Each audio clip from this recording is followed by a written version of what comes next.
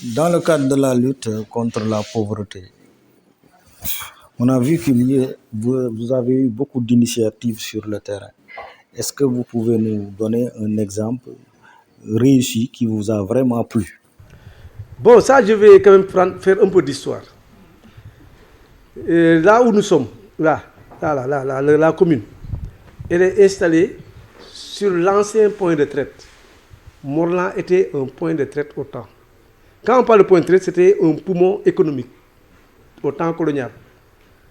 Ça, c'était Morlan quand même, c'était le point de traite de toute la zone. Tout le monde venait ici. Il y avait de grands commerçants, même il y avait des Libano-Syriens qui étaient ici. Ça veut dire que c'était vraiment une zone économique qui était vivace. Et il y avait l'agriculture qui marchait, il y avait l'élevage, il y avait production énorme en céréales, arachides. Vraiment, il y avait une production agricole importante, mais il y avait aussi de l'élevage. Maintenant, qu'est-ce qui s'est passé? Dans les années 70, 1972, 13 particulièrement, il y a eu la sécheresse. Quand il y a eu la sécheresse,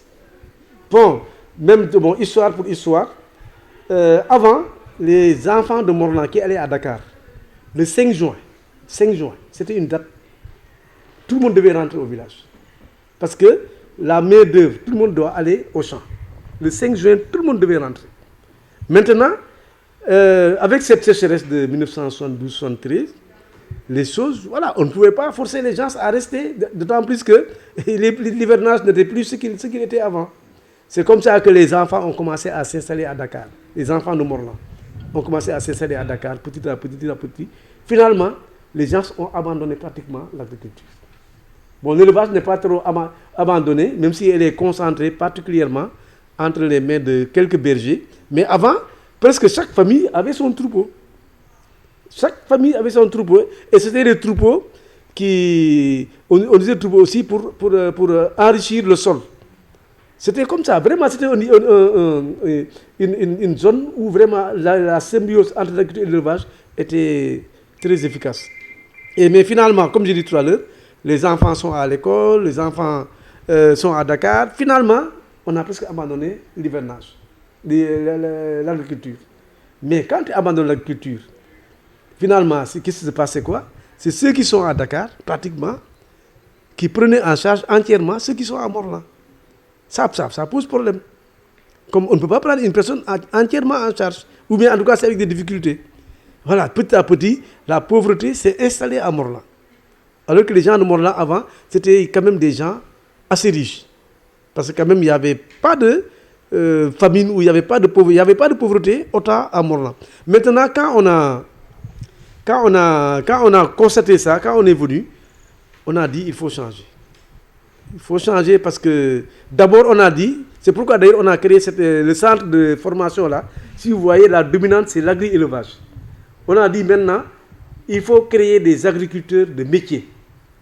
Parce que quelqu'un qui est agriculteur et qui n'est pas fier d'être agriculteur, ça pose problème. Il faut des jeunes, il faut former les jeunes pour que d'ici 20 ans, 30 ans, que les enfants de Morlan, quand ils disent qu'ils sont agriculteurs, éleveurs, ils sont formés. Aujourd'hui, on va vers vraiment l'intensif au niveau de l'agriculture. Ça s'améliore. Mais du point de vue élevage, vraiment, ça n'a pas changé. On a encore gardé l'élevage extensif, voilà, beaucoup de têtes de bétail. Voilà, ça quand même, il faut qu'on revoie ça. Donc, quand on a constaté ce truc de fil en aiguille, on a réfléchi. Finalement, on a dit, mais il faut faire venir des projets. Parce que quand même, on ne peut pas continuer comme ça à garder les terres depuis 30 ans, 40 ans. On ne les cultive pas. Les gens sont dans une pauvreté extrême. Bon, c'est comme ça qu'on a fait venir les projets. Bon, les projets, je pense qu'on a tenté plusieurs fois, mais chaque fois les populations disent on ne veut pas, on arrête. Vraiment, on a tenté plusieurs fois. Avec les logements, j'espère que là vous avez réussi. Non, même pas. Bon, logement, ça c'est au niveau des villages. Bon, bien sûr, actuellement. Bon, ça n'a pas encore démarré. Ça n'a pas encore démarré. Donc, quand on a commencé les projets. Donc, aujourd'hui, c'est des projets quand même qui sont en train de donner des résultats. Des résultats. Parce qu'on a constaté que beaucoup de jeunes, beaucoup de femmes qui étaient à Dakar sont revenus. Des chauffeurs de taxi ou de car, ils sont là. Ils sont revenus. Ils travaillent aujourd'hui. Il y a une femme qui a dit n'avait pas vécu avec son enfant depuis 26 ans. Il ne le reconnaissait pratiquement pas. Il venait juste pour des événements, il repartait. Donc, c'est pour dire que les projets sont en train de changer la donne. Ça veut dire que le retour vers Morlan est en train de se réaliser. Et ça, je pense que c'est notre souhait, était vraiment de changer les conditions de vie des populations de Morlan. Vraiment, actuellement, avec les projets, il y a une satisfaction, mais il faut améliorer. Je pense que ce qui me plaît dans cette affaire, c'est que, voilà, c'est vrai qu'on a dit, on a donné les terres de 35 ans à 500 000. Bon, les gens, je pense que maintenant le débat là, c'est clos parce que maintenant on a expliqué que vraiment les 500 000, ça n'a rien à voir avec le contrat. Le contrat est beaucoup plus riche que ça. Parce qu'aujourd'hui même, le modèle de Morlan risque d'être un modèle qui va être vulgarisé. Je sais que la Caritas est sur ça, ENDA aussi. Et il y a des ONG qui sont aujourd'hui en train d'étudier le cas de Morlan, du point de vue gestion foncière, dans le cadre de ces projets-là, pour que ce modèle soit dupliqué ailleurs. Parce que c'est quoi le modèle? C'est qu'il faut protéger la terre. La terre doit appartenir aux paysans. Mais il faut aussi protéger les investissements des investisseurs. C'est une balance qu'il faut équilibrer. Je pense que c'est comme ce qu'on a fait. On a dit, donc les investisseurs, quand ils sont venus, d'habitude, ils veulent avoir des titres fonciers, ils veulent avoir des baux. Voilà, mais il faut éviter ça. C'est pourquoi on a dit, donc on limite dans le temps la délibération. Et c'est comme ça qu'on a limité dans le temps la délibération. Et on a donné à chaque paysan une attestation lui prouvant que le champ continue à lui appartenir. On lui a donné aussi un extrait de plan. Demain, si le projet arrêté, chaque paysan pour retrouver son champ. Donc ça veut dire que les paysans continuent. Le gars, il a une délibération pour 35 ans, mais il doit respecter ses engagements. Engagement, c'est quoi? C'est de dire, par exemple, il emploie au moins un champ, un emploi, qu'il doit employer pendant 12 mois. Et si je vous dis les salaires qui sont bien payés là-bas, les chauffeurs, ils ont au moins 160 000, les gardiens, au moins 90 000. Voilà, ceux qui sont au niveau supérieur, ils ont 400 000 francs, 450 000 francs. C'est des bons salaires qui sont donnés là-bas. Donc, c'est des salaires qui n'avaient même pas à Dakar. Donc, c'est pour dire que vraiment, c'est un projet qui est en train de révolutionner le Morlan. Parce que non seulement, et le projet vient de donner 13 millions en guise de ristourne. 13-14 millions, quoi. C'est une ristourne qui va être distribuée entre la commune et les propriétaires des champs. Et chaque année, et c'est le début, c'est la première année. Ça veut dire que quand on va exploiter l'ensemble du champ, on peut avoir 30, 40, 50, voire 100 millions de ristournes. Ça veut dire que les paysans, ils sont presque comme des actionnaires dans ces projets-là. Parce que chaque année, non seulement ils vont travailler, et contre ce travail, ils sont salariés, mais ils vont recevoir chaque année une ristourne. Donc c'est pour dire que, voilà, on a bien négocié quand même, vraiment avec ces investisseurs-là, mais pour le compte des populations, pour que les populations de Morlan restent à Morlan. C'est notre souci. Nous ne parlons pas des enfants qui vont à l'étranger. Nous ne voulons même pas que les enfants de Morlan aillent à Dakar. Nous voulons qu'ils restent à Morlan. C'est ça notre objectif. Nous ne voulons plus que les filles de Morlan aillent à Dakar pour exercer des métiers de bord. Nous voulons que les filles de Morlan restent à Morlan. Ou bien quand elles sont à Dakar, elles ont un métier quand même noble, un métier qui puisse vraiment couvrir leurs besoins. Vraiment, c'est ça. En tout cas, du point de vue projet, c'est ça. Maintenant, on a aussi un projet d'entrepreneuriat. Je pense vous venez de voir ce qu'on a fait avec des filles. On va aussi continuer dans le cadre de ce projet, il y a aussi le programme des Nations Unies pour le développement qui a lancé un projet avec 5 communes du Sénégal. Et ça, je pense que c'est l'occasion peut-être de remercier le PNUD, parce que quand même, choisir 5 communes au Sénégal, pour nous c'est une fierté, mais c'est une responsabilité. Donc ça veut dire que nous devons réussir le programme test que le PNUD est en train de faire. Ils ont, dans la région de Thiès, qui nous concerne, ils ont choisi la commune de Sandiara et la commune de Morlan. Et ils sont en train de dérouler un programme avec l'ADPME pour donc accompagner les entrepreneurs de Morlan. Pour le moment, 4 entreprises ont été sélectionnées et qui vont être financées, mais qui vont aussi recevoir un accompagnement technique, économique ou bien de gestion, en tout cas de l'ADPME. Vraiment, on est en train de travailler sur ce secteur-là. Non seulement il y a les projets, mais il faut aussi créer l'entrepreneuriat pour que les gens, parce que le projet ne pourra pas résorber, ne pourra pas embaucher tout le monde. Il faut qu'il crée aussi autre chose. Nous sommes en projet aussi avec la GIZ dans le cadre du programme de tri et de valorisation des ordures. C'est un programme qui va pratiquement être lancé demain. Voilà, donc qui est déjà lancé parce qu'ils ont amené quand même les bacs à ordures. Donc ça veut dire que vraiment c'est un projet aussi qui va créer des emplois, mais nous allons aussi faire un forage et on va développer aussi l'agriculture conjointement donc, à ce projet de valorisation et de tri des ordures. Vraiment, nous, notre souhait, c'est de diversifier les activités pour que les enfants de Morlan restent à Morlan, gagnent leur pain à Morlan et se plaisent à vivre à Morlan. Parce qu'avant, les gens de Morlan n'avaient plus confiance à Morlan.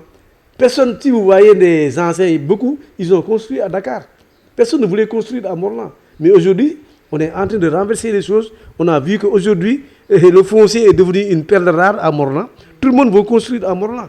Voilà, je pense que ça, c'est un signe quand même pour montrer que les enfants de Morlan retrouvent la confiance en leur commune.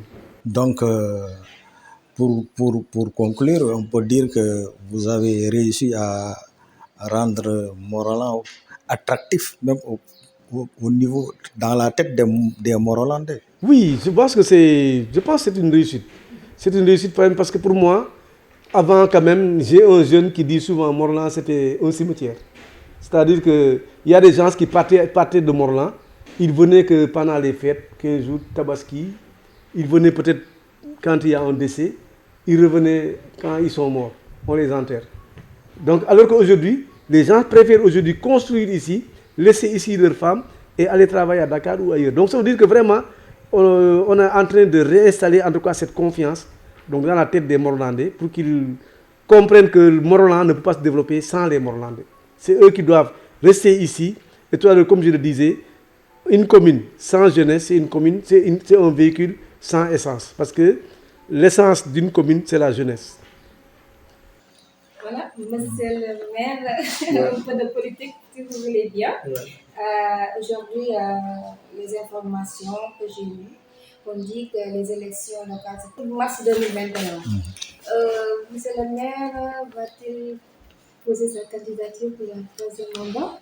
Bon, moi je pense que je serai candidat parce que déjà le Parti Socialiste s'était réuni. Parce que nous, on avait préparé les élections pour 2019. Donc effectivement en 2018 ou début 2018, non en 2018, fin 2018, le Parti Socialiste s'était réuni pour dire qu'il reconduisait donc une liste pour les élections locales et il m'avait aussi mis à la tête de cette liste-là. Ça veut dire que je suis obligé de satisfaire cette demande. Comment se porte le Parti Socialiste? En tout cas, à Morlan, il se porte très bien. À Morlan, il se porte très bien. Dans le département de Tivaouane aussi, je peux dire que le parti se porte très bien. Parce que quand même, voilà, on a des responsables quand même dynamiques, et on a des députés, voilà, Fatou Sène, Djibi Kandji, voilà, Mambouna Massal, que je devais nommer en premier. En tout cas, vraiment, du point de vue au niveau départemental, ça va.